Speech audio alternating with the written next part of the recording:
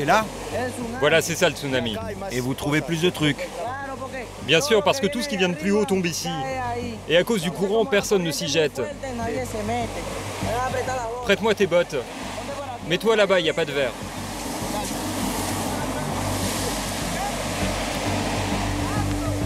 Avec un système de sécurité rudimentaire, ces hommes vont passer l'après-midi à plonger la tête dans l'eau, racler le fond et en sortir la vase.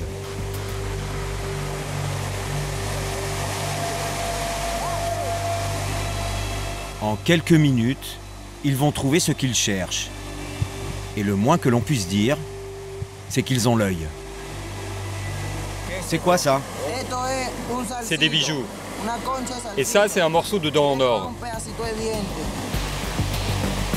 Je vais rester une demi-heure avec eux, mais je suis à découvert. Didier, mon acolyte, fait le guet, parce que si la police nous voit, on peut se faire embarquer.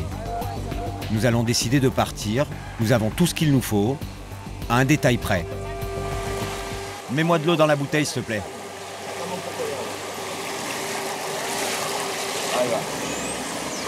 Je vais analyser ça. Le caméléon est un petit animal à sang-froid. Ses yeux lui permettent d'anticiper les mauvais coups. Pour passer inaperçu, il change de couleur et se fond dans le décor. Moi aussi, je sais m'adapter aux situations les plus dangereuses. Et je vais plonger dans les zones les plus hostiles de la planète. Je suis Sébastien Pérez Pezzani. Je suis un caméléon.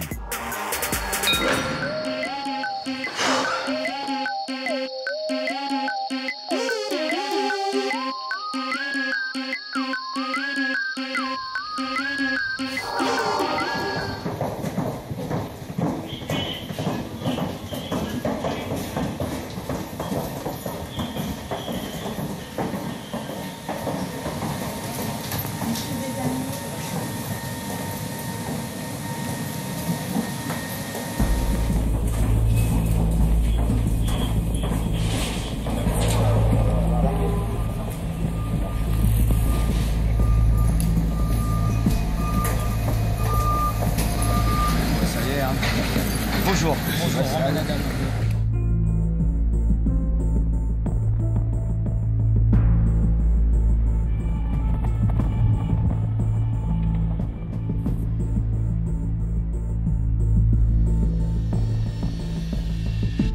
On est parti journaliste. On est rentré au Venezuela, touriste. On a été arrêté, espion de la CIA. Et ensuite on est passé trafiquant de drogue et on revient journaliste. C'est pas mal.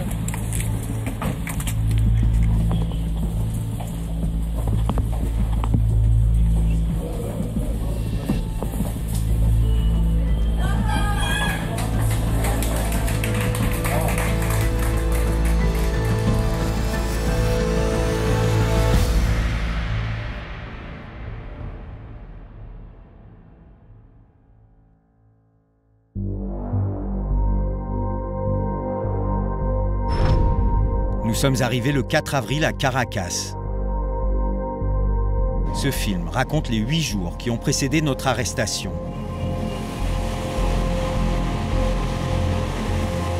Avec plus de 28 000 personnes assassinées en 2016, le Venezuela est le pays le plus criminogène de la planète. Guerre des gangs, trafic de drogue, règlement de compte, kidnapping.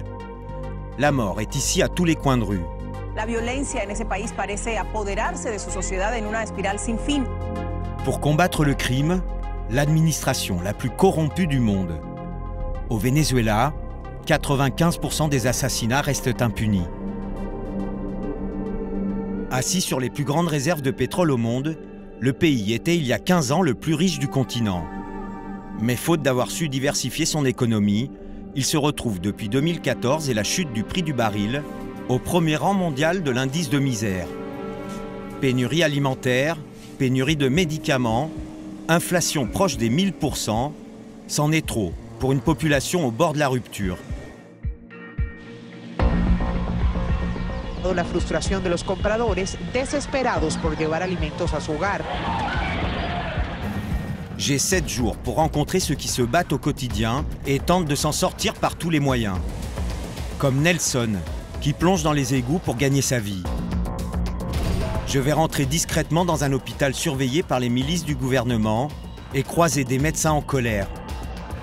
Ça, c'est un casier où on avait les médicaments pour les patients. Il n'y a rien. Non, il n'y a rien. À la frontière avec la Colombie, Alchimiro, un journaliste local, va me faire passer clandestinement de l'autre côté pour me montrer comment les douaniers raquettent la population. Sébastien, s'il voit ta caméra, on va vraiment avoir des problèmes. Je vais aussi aller à Petare, le bidonville le plus dangereux d'Amérique du Sud, rencontrer les malandros, les gangs spécialisés dans le meurtre et le kidnapping. Mais mon plus gros souci sera d'éviter les forces de l'ordre. Depuis plusieurs mois, des manifestations quotidiennes réclament le départ du président Nicolás Maduro. La violence des affrontements monte chaque jour d'un cran. On dénombre déjà 40 morts et 40 journalistes étrangers ont été expulsés. Interdiction formelle de filmer au Venezuela. Quand je pose les pieds dans la capitale, le pays est au bord de l'implosion. Bienvenue au Venezuela. Bienvenue dans la poudrière.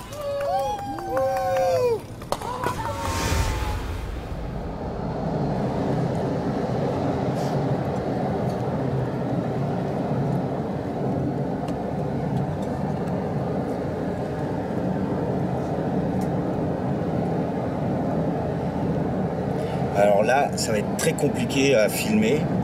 Il faut se cacher, il faut pas que la police nous voit en train de filmer. Donc on va passer 7 jours à jouer au chat et la souris avec la police politique. Voilà. Parce qu'ils veulent pas qu'on montre une mauvaise image du pays. Ici, c'est pas l'avenue Mercedes. Il faut passer par le centre.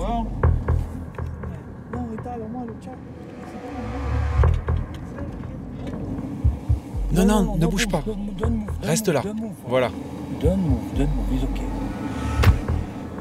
C'est le premier jour. La garde nationale bolivarienne contrôle la ville. Les rues sont bloquées par les affrontements. Faut qu'on parte d'ici. Prends là-bas. Non.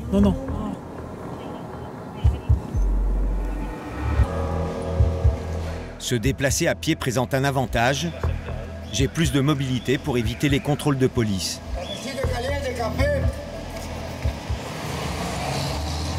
Bonjour, est-ce que vous avez des bottes en caoutchouc? Elles sont parfaites, celles-là. C'est combien? 36 900 bolivares. Comme dans tous les pays en crise, les Vénézuéliens sont devenus les rois du système D. À Caracas, c'est dans les égouts de la ville que certains ont trouvé leur salut. Le gros problème, c'est que pour les rejoindre, il faut marcher à découvert et notre caméra est trop visible. Sans le savoir, je me suis déjà fait repérer.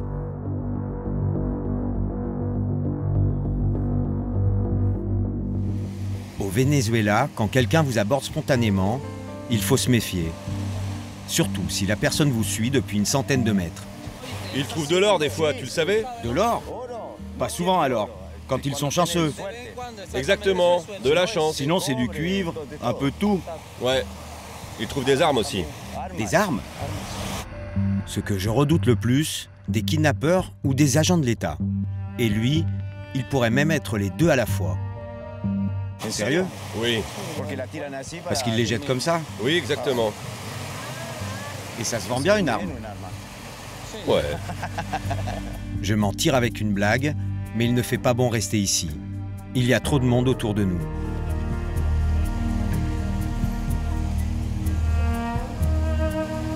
Coupe ici, coupe. Je vais réussir à semer l'homme qui me suivait, et plus haut sur la rivière, je vais trouver l'endroit idéal. Un filon qu'une vingtaine de forçats ont décidé d'exploiter. Un petit bout de paradis à l'abri des regards. Tu viens quand tu veux, mon pote, on est à ton service. Gratter la vase des égouts pour en sortir les bijoux, les métaux précieux ou les pièces de monnaie que les gens perdent, c'est l'idée de Nelson. Il l'a eue il y a 30 ans, quand il a dû s'occuper seul de ses 5 frères et sœurs. On sort la terre et on la filtre avec un sac en toile pour bien la laver. Parce que l'or et tous les métaux restent... Ils restent au fond. C'est bloqué au fond. L'eau emporte toute la merde, là, tu vois? Ah, ok.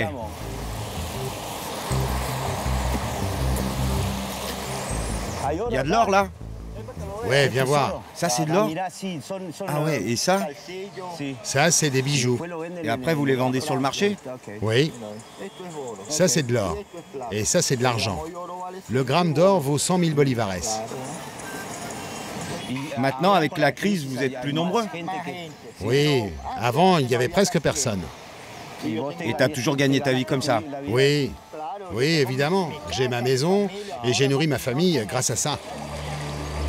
Autrefois naturel, ce cours d'eau est devenu en l'espace de 30 ans un égout à ciel ouvert où se déversent les produits toxiques rejetés par la ville.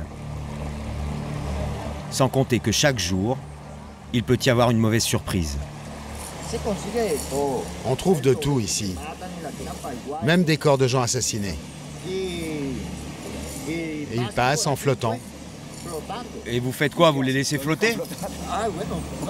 Non, on les récupère. On peut même trouver des pistolets. Là, de temps en temps, mais c'est rare quand même. Hein. Et il faut que l'arme soit en bon état, parce que ces trucs, ça pourrit vite avec l'eau. Ok.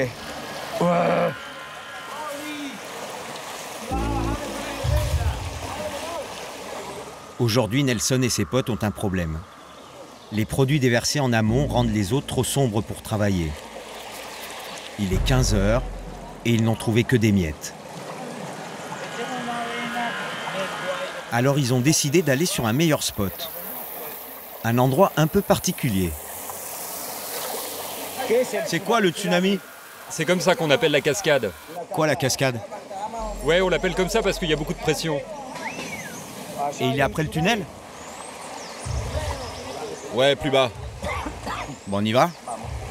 Ah, par contre, tu vas pas pouvoir passer dans l'eau. Comment ça, je peux pas passer dans l'eau? Non, il y a trop de crevasses. En haut alors, en marchant? Non, il y a des trous aussi, tu risques de tomber dedans. Il y a un trou? Ouais, c'est dangereux. Bon, attends, je vais vous suivre alors.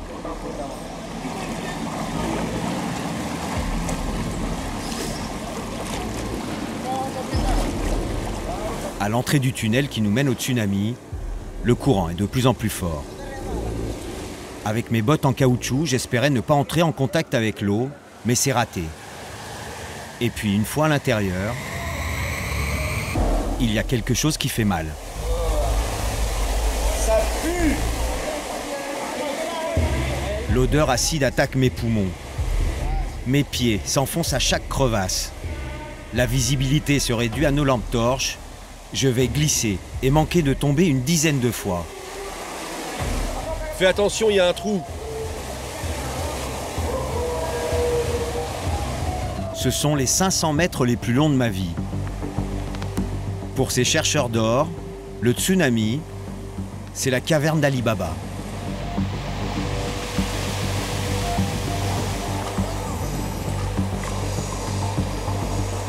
C'est là? Voilà, c'est ça le tsunami. Et vous trouvez plus de trucs? Bien sûr, parce que tout ce qui vient de plus haut tombe ici. Et à cause du courant, personne ne s'y jette. Prête-moi tes bottes. Mets-toi là-bas, il n'y a pas de verre.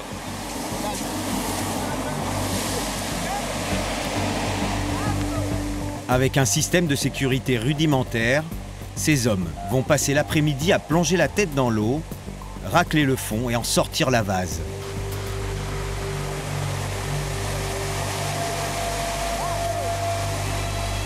En quelques minutes, ils vont trouver ce qu'ils cherchent. Et le moins que l'on puisse dire, c'est qu'ils ont l'œil. C'est quoi ça? C'est des bijoux. Et ça, c'est un morceau de dent en or. Je vais rester une demi-heure avec eux, mais je suis à découvert. Didier, mon acolyte, fait le guet, parce que si la police nous voit, on peut se faire embarquer. Nous allons décider de partir, nous avons tout ce qu'il nous faut, à un détail près. Mets-moi de l'eau dans la bouteille, s'il te plaît.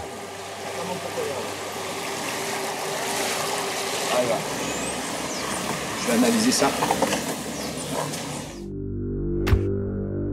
Deuxième jour.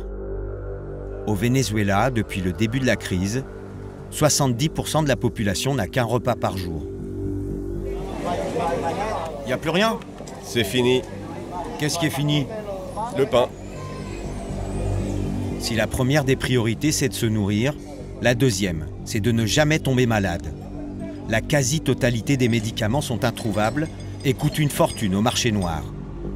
En 2016, plus de 2000 enfants sont morts à la naissance faute de médicaments. Les hôpitaux sont devenus le symbole de la crise que traverse le Venezuela. Toutes les tensions y sont concentrées.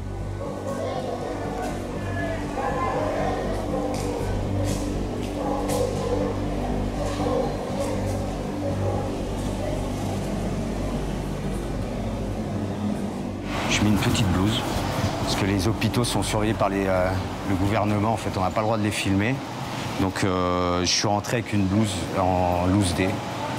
C'est un étudiant en médecine. On est à l'hôpital universitaire. Et viens, on va rentrer, parce qu'il y a quelqu'un. Hop, ouais. Tessio. Je te suis? Si, ok, on y va. Ce sont deux étudiants internes qui m'ont fait entrer. Je les appellerai William et Lydia. Ils veulent me montrer l'état de délabrement de l'endroit où ils travaillent. Mais impossible d'éviter les miliciens du gouvernement. Vas-y, c'est bon, t'arranges là.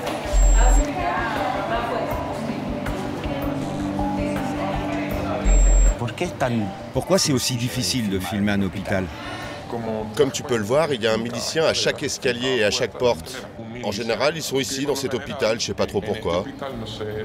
Mais ils sont là pour empêcher la presse de filmer? Non, ils sont là pour contrôler une quelconque éventualité. Nous, les médecins, on veut que cette situation soit connue dans le monde entier, qu'elle soit internationale. Nous allons réussir à filmer quelques images et nous rendre compte qu'ici, ce sont les familles qui font le travail d'aide-soignant. Et puis le médecin en chef va nous prendre en charge. S'il est surpris en train de nous parler, il risque la prison. Ces dispositifs pour l'oxygène, les patients doivent l'amener, parce qu'on n'en a plus. Quoi, les gens l'amènent avec eux? Évidemment. Ils viennent, on installe, et on leur donne de l'oxygène quand on en a. Attends.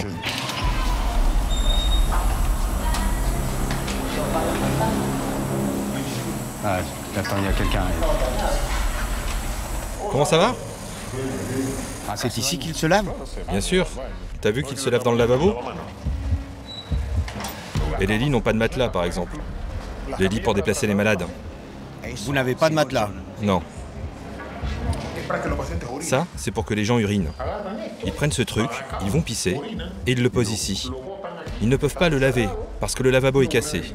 Alors ils le laissent là.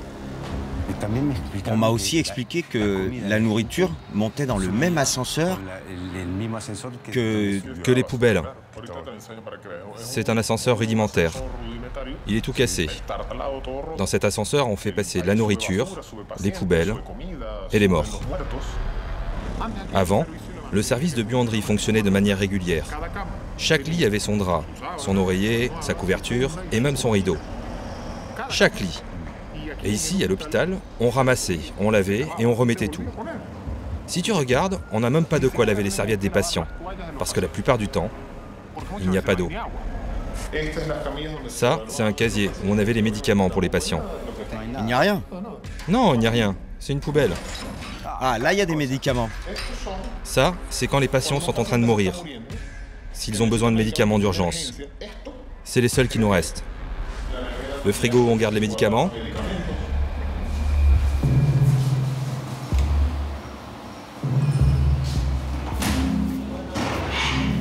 Je n'aime pas les hôpitaux, mais pour être honnête, celui où je me trouve ressemble davantage à un mouroir. Les patients qui sont là sont ceux qui n'ont plus aucun espoir, et les médecins n'ont aucun moyen de les sauver.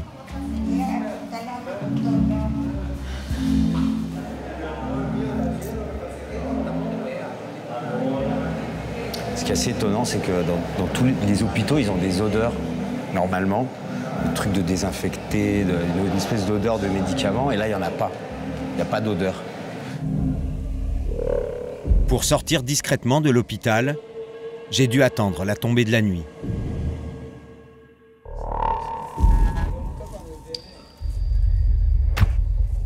Troisième jour.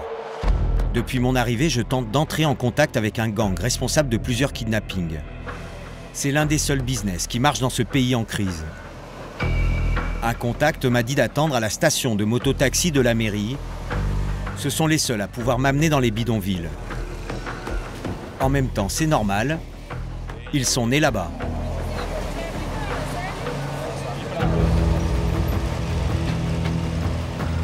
La personne censée tout arranger, c'est l'homme à la chemise bleue. Je l'appellerai Paco. Ancien trafiquant, il est aujourd'hui responsable de la sécurité d'une des 5 personnes les plus importantes de la ville, le maire de Sucre. Les membres du gang n'ont pas donné signe de vie, alors il va me proposer de rencontrer d'autres personnes. Amène-le chez la fille qui habite avec sa grand-mère. La maison où ils ont tué sa sœur et sa nièce. Ah ouais, ok, la sœur du Black. Paco ne se déplace pas, les mototaxis semblent être à son service.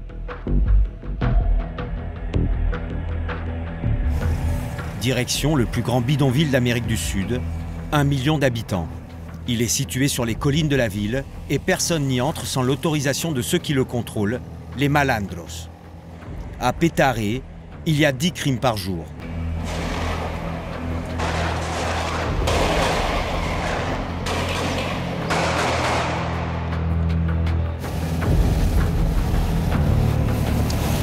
Bon, en fait, on est dans le quartier le plus violent du Venezuela. Petare, ça s'appelle.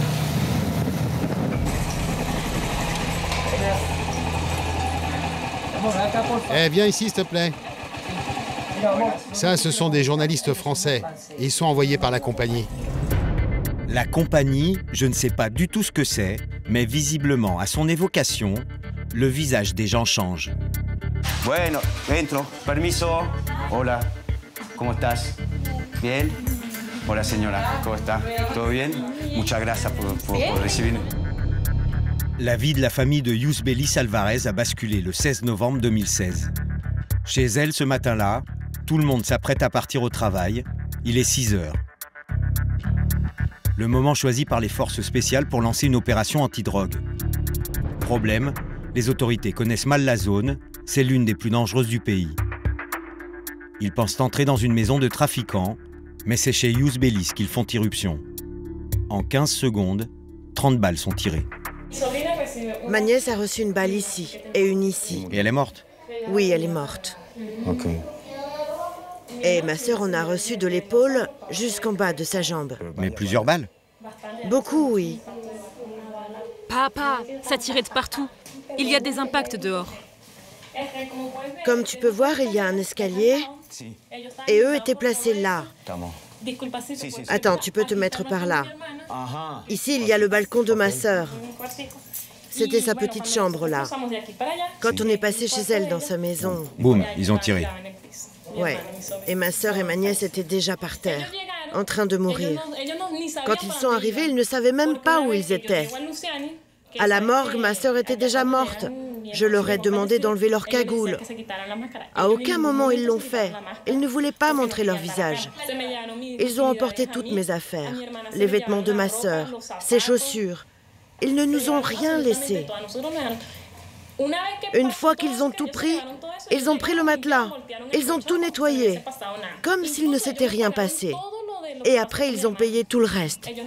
Ils nous ont demandé avec quels vêtements on voulait habiller la petite fille et sa maman dans le cercueil. Ils se sont occupés de les habiller. Ils ont payé l'enterrement. De voir quelqu'un d'autre habiller ma sœur et de s'occuper de la ranger. Et nous, on restait là, les bras croisés. On ne pouvait rien faire parce que le gouvernement s'occupait de tout. Ils ont dit qu'ils allaient nous aider. Ils ont tout fait pour qu'on ne puisse rien dire et qu'on reste tranquille. Ils ont dit qu'ils allaient acheter des médicaments à ma mère, nous donner de l'argent. Je leur ai dit, écoutez, nous, on ne veut rien. La seule chose qu'on veut, c'est la justice. Mais pour les plus démunis, au Venezuela, la justice n'existe pas.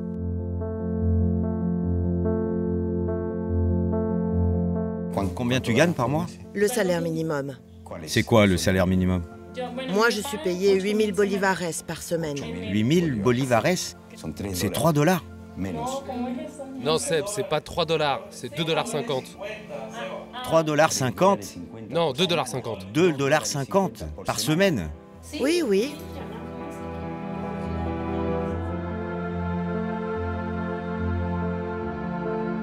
Le gouvernement n'a jamais donné suite et l'affaire a été enterrée.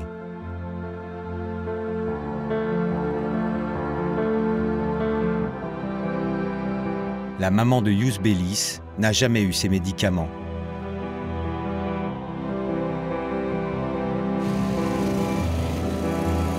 Je n'ai toujours pas de réponse du gang, alors j'ai décidé de partir de Caracas, direction la ville de Maracaibo, la frontière avec la Colombie, pour voir de plus près un autre fléau qui ronge le Venezuela, la corruption.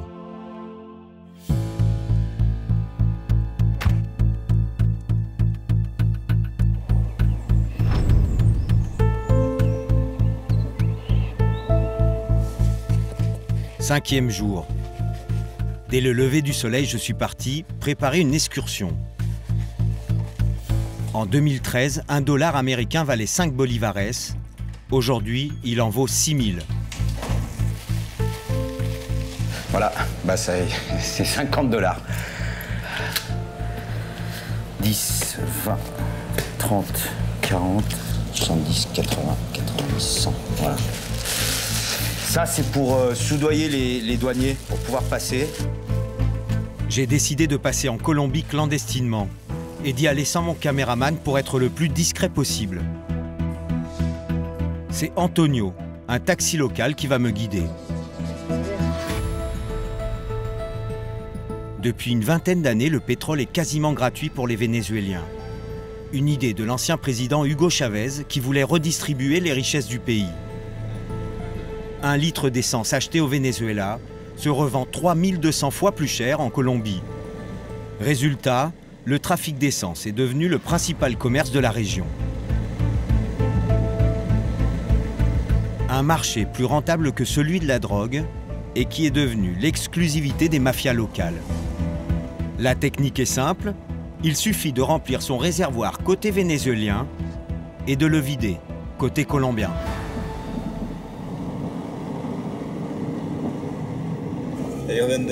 Les mecs vendent le maximum d'essence, tout ce qu'ils peuvent. Et au retour, ils se retrouvent sans rien dans le réservoir. Exactement. Et au retour, ils achètent des bouteilles de 5 litres. Sinon, ils tombent en panne d'essence. Pour revenir à la station essence, ils doivent en remettre dans le moteur. Lui, il a tout vendu en Colombie. Pour que le voyage rapporte un maximum d'argent, les contrebandiers ont jeté leur dévolu sur des véhicules équipés de gros réservoirs. Et dans ce domaine, ce sont les Américaines les meilleures. Ces camions, c'est les rois de la frontière. Ils servent à quoi? Ils ont 2 réservoirs. C'est des camions de la marque Chevrolet. Ils peuvent transporter plus de 300 litres d'essence. Et ils font plusieurs voyages par jour. Ils vont, ils viennent toute la journée. Mais eux, ils payent les douaniers, non? J'imagine que oui. Parce qu'ils passent tranquilles. Ils ont leur contact. Chacune de ces camionnettes rapporte 250 $ par voyage. Elles font plus de 10 rotations par jour.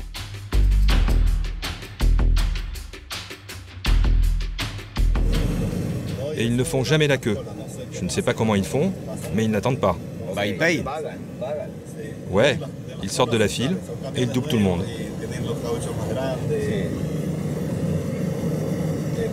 Et ils passent vraiment facilement. Mais si le trafic d'essence a pris une telle ampleur, c'est parce que les autorités locales y participent allègrement. Il y a déjà des contrôles? Ouais.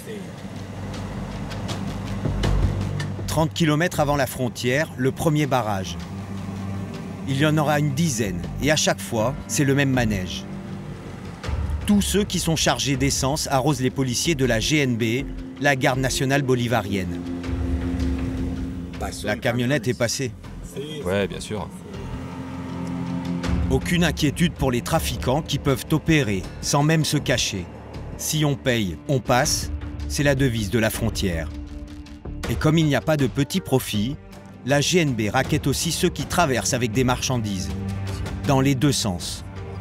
À l'image des organisations mafieuses, la garde bolivarienne réclame un pourcentage sur toutes les activités, qu'elles soient légales ou pas. T'as vu comment ils contrôlent les camions? Ils montent dessus et vérifient. Ah, la femme est descendue pour payer et puis elle est remontée dans le camion. Les gardes de la GNB ne touchent jamais à l'argent. Avec eux, un homme de paille et son sac en bandoulière. C'est lui qui encaisse. Une technique imparable, impossible de filmer les fonctionnaires avec l'argent dans les mains.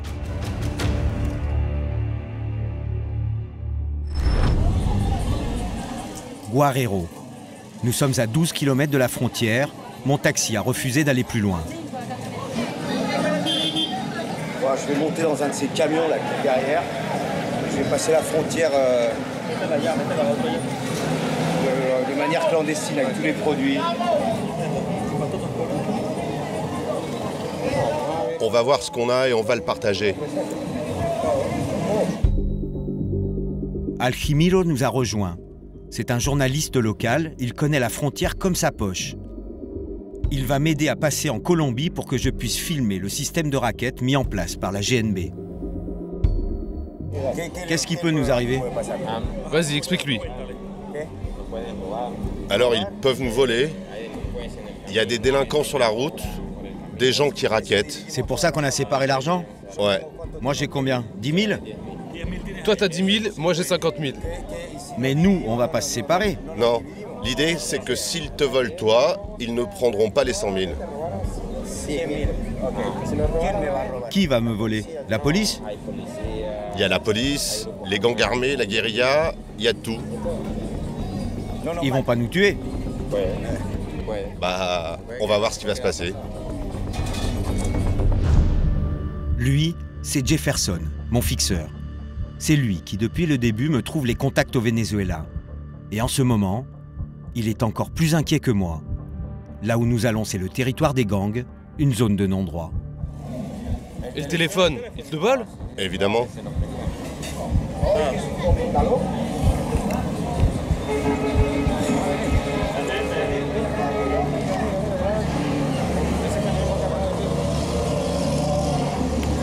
Tout ça, c'est de l'essence? Oui. Maintenant, il faut trouver le bon camion et s'y engouffrer discrètement. Il faut faire vite. Plus nous attendons, plus nous risquons de nous faire repérer. Ce que je veux, c'est parler d'abord avec le chauffeur avant de monter. En échange de son silence, un chauffeur va nous facturer le voyage 50 000 bolivares, 15 $, l'équivalent d'un mois de salaire. Il fait chaud. Des milliers de camions comme celui-ci passent chaque jour la frontière avec à leur bord des Vénézuéliens qui vont vendre leurs marchandises en Colombie. Nous avons 12 km à faire. Sur la route, la GNB place des barrages de manière aléatoire. À chaque barrage, il faut payer un droit de passage. S'il n'y a pas assez d'argent, le camion fait demi-tour. Toi, tu fais ce voyage tous les jours? Oui, pour manger. Seulement pour manger. Mais il n'y a rien ici? Si, mais c'est très cher. Moi, j'emmène du fromage jusqu'en Colombie. Et ça me fait de l'argent en le revendant là-bas. Et là-bas, t'achètes? J'achète du riz, j'achète du pain, de l'huile. Je peux me faire jusqu'à 6 000 bolivares alors que j'en investis que 150. C'est un bon investissement, ça vaut le coup. À condition de ne pas trop se faire racketter à chaque contrôle. Après une demi-heure d'attente, c'est le grand départ. On passe par où? Essayez par Paravito, c'est plus rapide.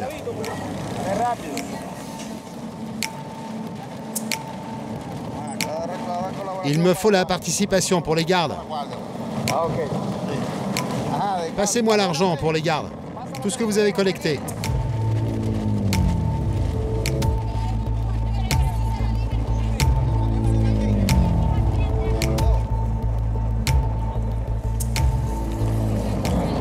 Sébastien, s'il voit ta caméra, on va vraiment avoir des problèmes. Premier kilomètre, premier contrôle. Les passagers viennent de glisser 8000 bolivares pour la GNB, une semaine de salaire.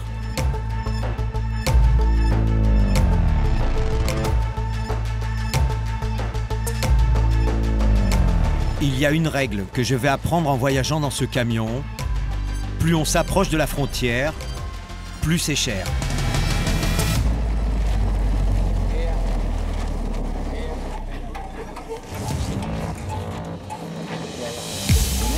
Deuxième contrôle, 10 000 bolivares. J'éteins la caméra à chaque fois parce que s'il me voit, je passerai pas. Nous n'avons pas fait la moitié du trajet et déjà certains n'ont plus assez d'argent. Nous approchons du troisième barrage, 12 000 bolivares, assorti d'une petite rallonge. Une autre tournée, il en faut plus. Le prix, c'est au bon vouloir des agents de la GNB. Et ils font ça toute la journée, ils sont... Là. C'est le pays le plus corrompu du monde.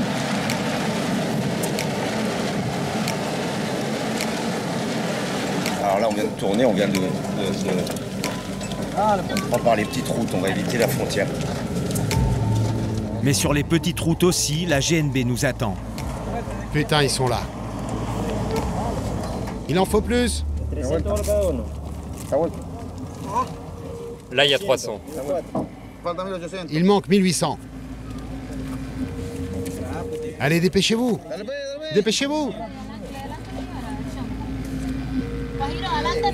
Mais devant, ils n'ont pas d'argent? Ils n'ont plus rien. Ils n'ont plus rien. Certains passagers ont tout donné. Ils n'ont plus un sou. Discrètement, je vais payer pour eux.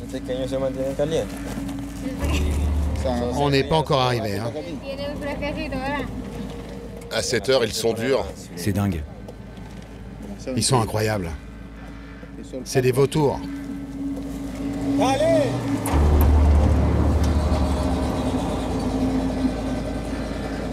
« 16 000 bolivares dans la poche des hommes en vert. 2 semaines de salaire. Nous sommes à 2 km de la frontière. Le chauffeur va tenter un coup de poker pour éviter la GNB. Il décide de passer par le maquis, la zone tenue par les gangs.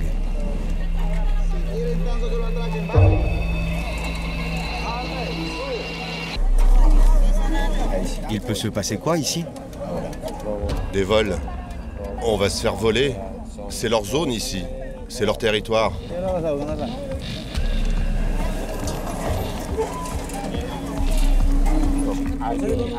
Quelqu'un va nous escorter. Ils nous prennent de l'argent, soi-disant pour nous protéger. Il faut payer, sinon vous passerez pas. Pour certains passagers, la colère est plus forte que la peur. La GNB nous prend de l'argent, les FARC nous prennent de l'argent, mais qui encore?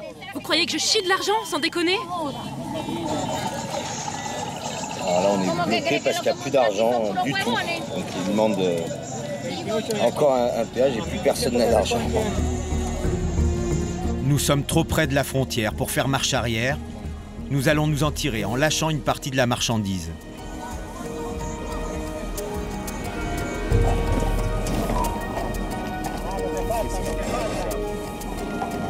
Donc ça y est, on est du côté colombien. Je suis illégal. Il faut que j'évite la police et tout le monde. Maicao, première ville colombienne quand on vient du Venezuela. Me retrouver sans papier ici, c'est un peu bizarre, mais j'avoue qu'avoir mis de la distance entre les forces de police vénézuéliennes et moi, c'est plutôt un soulagement. Et je ne suis pas le seul. Ça y est, on a réussi. On est arrivé dans la ville de Maicao, sain et sauf. Merci Seigneur Tout-Puissant. Les gardes de la GNB, les policiers, tous les racketteurs, ils nous ont tout pris, tout ce qu'on avait. On est là sans argent, sans monnaie, même pas une petite pièce, ni pesos, ni bolivares. Mais bon, maintenant on va vendre la marchandise et continuer. Continuer le trajet, l'odyssée, le voyage de ceux qui ont faim.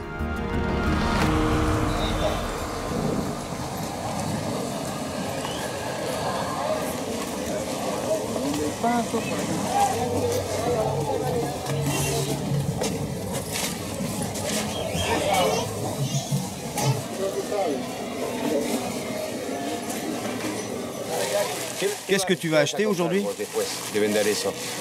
Un peu de riz, de l'huile, du sucre. Mais tu vas vendre ça en 2 minutes, non? Non, en 1 heure. Et pendant 1 heure, tu vas parcourir le marché? Ouais, pendant 1 heure ou 2. Et après, tu rentres? Oui, après il faut se taper le voyage dans l'autre sens. Moi, je ne peux pas rester aussi longtemps. En Colombie, je suis un clandestin. Je dois absolument éviter la police et rentrer le plus vite possible au Venezuela.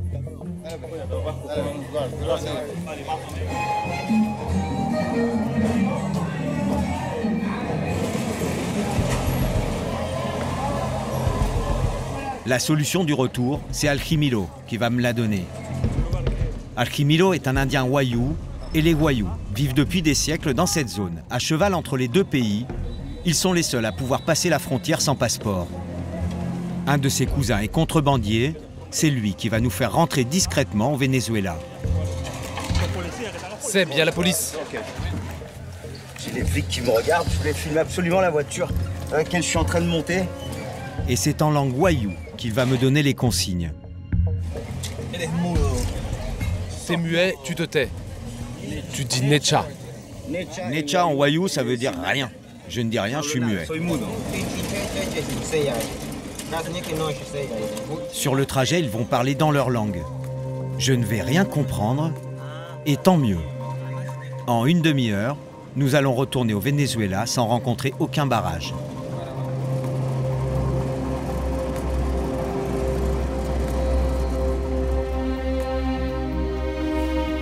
Sixième jour. Alquimiro m'a demandé de rester une journée de plus. C'est difficile d'être journaliste ici? Difficile. Dangereux? Aussi. Il y a l'armée, la GNB, la police. L'armée qui me dénonce aux trafiquants et leur dit que c'est moi qui les empêche de travailler. J'ai peur de passer et que les trafiquants s'attaquent à moi. Donc passer la frontière hier, c'était difficile? Pour toi aussi? Pour moi, Comment on passe là? Comme ça. Va devant et je te suis. Non, viens, pas de problème.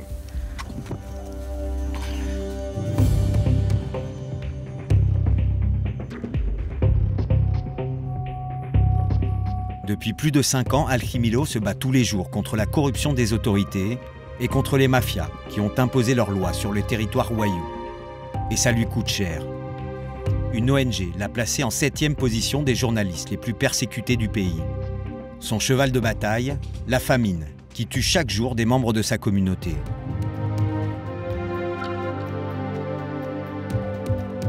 Il a tenu à me présenter Mira. Elle vit dans une cabane avec ses parents, son mari et sa fille sourde et muette, dans une pauvreté extrême. Ouch. Et vous dormez tous ici? Oui. Mira est une indienne Wayuu. Elle peut traverser la frontière sans passeport, mais comme tout le monde, elle est rackettée à chaque barrage par les agents de la GNB.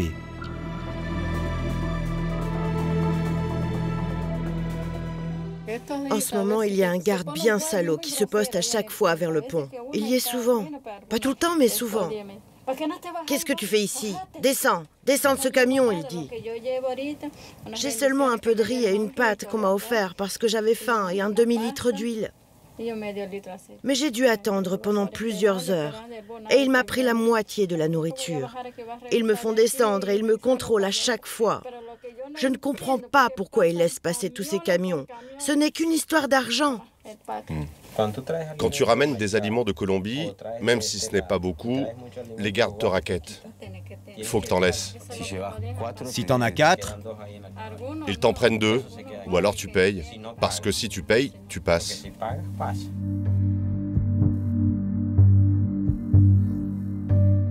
Dans cette région, on estime à plusieurs centaines de milliers les personnes qui, comme Mira, sont en situation de famine. La plupart sont des Indiens Wayuu.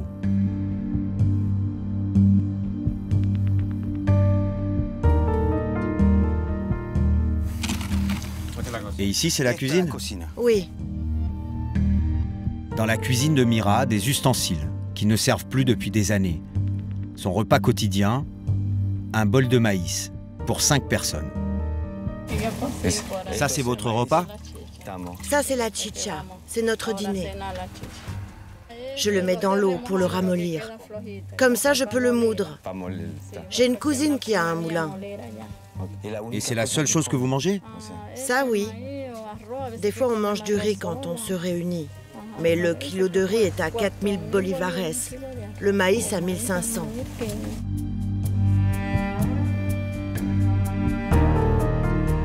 Malgré la misère, Mira met un point d'honneur à ce que sa fille aille à l'école tous les jours.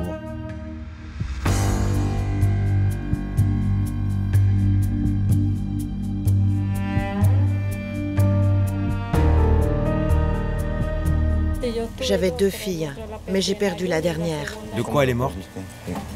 J'avais pas de quoi la nourrir. Elle aurait 15 ans aujourd'hui. Aljimiro travaille dans une association qui aide les familles Wayuu en détresse. D'après lui, jamais la situation n'a été aussi critique. Des 22 familles que nous aidons, la plupart sont dans la même situation que Mira. Et depuis le début de l'année, 10 enfants sont partis. Ils ne sont plus de ce monde, ils sont morts de faim. Voilà ce qu'on appelle la malédiction du pétrole.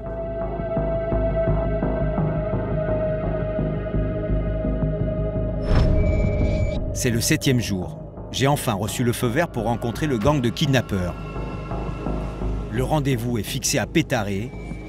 Ce sont les mêmes mototaxis qui vont m'y emmener.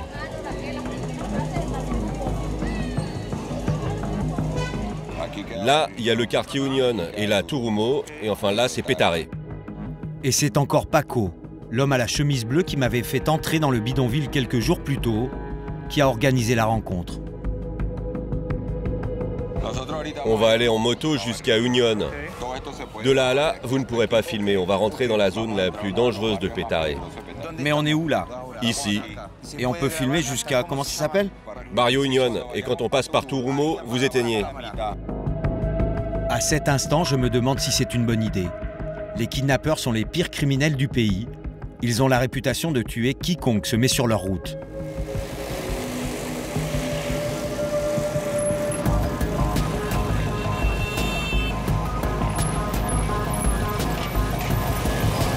Il faut éteindre la caméra là.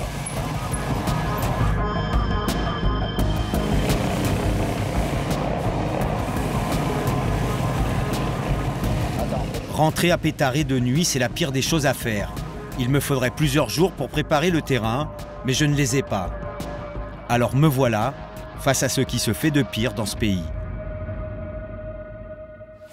Comment s'organise un kidnapping? On étudie la personne qu'on veut kidnapper pendant plusieurs jours.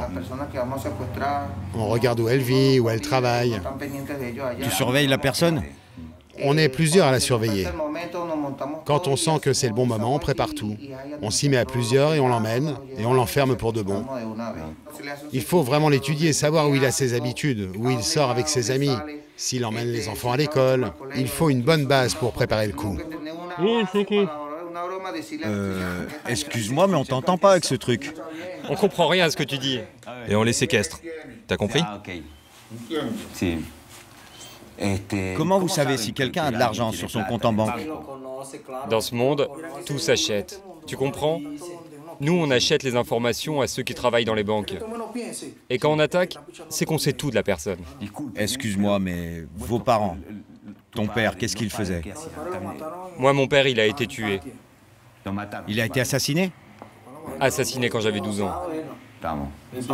Moi, c'est pareil. Mon père m'a abandonné quand j'avais 2 ans. C'est la vie qu'on nous a donnée. On ne peut pas faire autre chose. On a pris ce chemin et on terminera de la même façon. Pardon? On t'entend pas, mec, on t'entend pas. On sortira d'ici entre 4 planches. Ah, ok, vous n'avez pas peur de mourir? Non, non, on n'a pas peur. On fait ça pour pouvoir vivre normalement, et on verra bien. C'est la seule chose qu'on sait faire. Nous, on connaît que la rue. On est ce qu'on est, et on fait ce qu'on fait. Ouais, nous, on est de la compagnie. La compagnie. C'est la 2e fois que j'entends ce mot. Ça, ce sont des journalistes français. Ils sont envoyés par la compagnie. Il m'avait déjà ouvert les portes de Petare, mais cette fois, je commence à comprendre. En fait, la compagnie, c'est le gang. Et il semblerait qu'il soit dirigé par Paco, l'homme à la chemise bleue. C'est lui qui tire les ficelles. À partir de maintenant, je vais tout faire pour m'échapper de cet endroit. 7 morts, lui c'est 7 morts. Il a tué 7 personnes? Ouais. Et un jour vous allez arrêter? Comment? Un jour vous allez arrêter? Seulement quand quelqu'un nous tuera. C'est exactement ça. On est là-dedans et on ne pourra pas s'arrêter. Ils vont me proposer de la drogue. Je vais en profiter et m'en sortir encore une fois par une blague. Et le gringo, il en prend pas? Non, une bière de temps en temps, pas plus. Même pas un petit joint? Non, regarde, il a arrêté de fumer. Il est gros.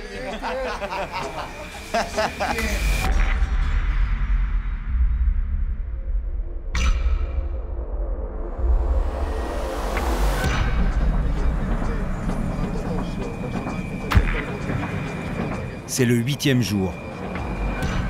Je n'ai jamais eu autant envie de partir d'un pays. 8 jours pour le comprendre, c'est peu. Mais on va m'en donner 10 de plus.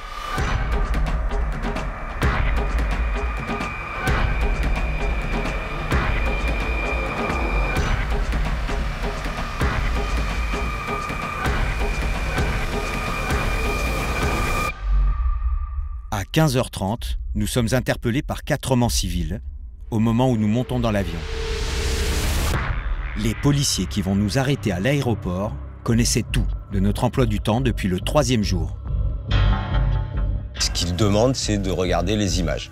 Et moi, je refuse. Je lui dis que le Venezuela, c'est une démocratie et qu'il n'y a aucune loi qui les autorise à prendre mes images.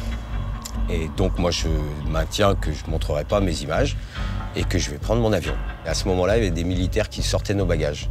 Et donc, ils nous ont demandé de les suivre. Et ils vont nous garder pendant 2 heures près de la douane. Et donc, après, ils nous amènent dans une salle où on voit nos sacs. Ils ouvrent et il y avait de la cocaïne dedans, quoi. Et là, on est coincé. Et donc, on va dans le centre de rétention avec des militaires partout. Ils ouvrent la cellule, la porte de la cellule, et là, on rentre. C'est une pièce de 22 mètres carrés. Il fait 40 degrés minimum, une chaleur insoutenable. Et il y a surtout 14 mecs qui nous dévisagent, qui nous regardent de la tête aux pieds.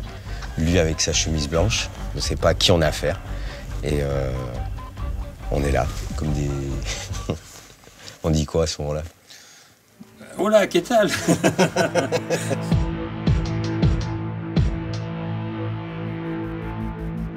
À l'intérieur, il n'y a pas de fenêtre, c'est 2 petites pièces à coller, ça fait un petit coude. Et il y a 2 banquettes en fait en ciment. Et donc tous sont là, les gars, et nous on arrive là-dedans. Donc on arrive comme ça, quoi. De suite, on est dans une petite foule. Là, on a une serviette pour 2, un déo pour 2, une brosse à dents et un savon pour 2. À se partager. Un moment important. C'est le moment où, au bout du 2e jour, j'ai réussi à soudoyer un gardien pour pouvoir appeler et prévenir la production qu'on était enfermés. Le 5e jour, il y a les gens de l'ambassade qui sont venus nous voir. Ils ont effectivement confirmé qu'on était accusés de trafic international de cocaïne, mais que les choses étaient en train de bouger et que peut-être qu'on va être libérés dans pas longtemps. Le 7e jour, il y a une personne qui vient nous voir, habillée en jogging. J'apprendrai après que c'est en fait le ministre de la Communication. Il s'inquiète de nos conditions de détention. Et une fois qu'il est parti, on a attendu 1 heure et ils nous ont changé de cellule. Ils nous ont mis tous les 2 dans une cellule. Il y en a un qui nous a dit vous allez à l'hôtel. Oui, bah l'hôtel ça restait une cellule. C'était la même cellule, sans les 14 quoi. Et un matin, la grille s'ouvre. On ne sait pas qui l'ouvre. Et j'entends les Français, vous êtes libres. Vous prenez l'avion tout à l'heure.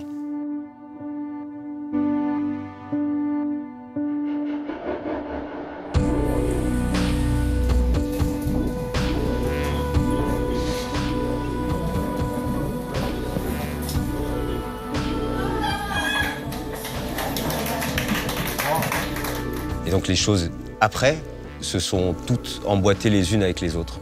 Alors j'ai pas le fin mot de l'histoire, je sais pas qui... comment les services secrets connaissaient mon emploi du temps à partir du 3e jour de présence au Venezuela. Comment j'ai pu me retrouver à pétarer avec des gens qui font des kidnappings et que ça soit connecté avec un mec qui s'occupe de services d'ordre du maire de la municipalité où on est. Tout est emboîté au Venezuela et tout fait que c'est explosif.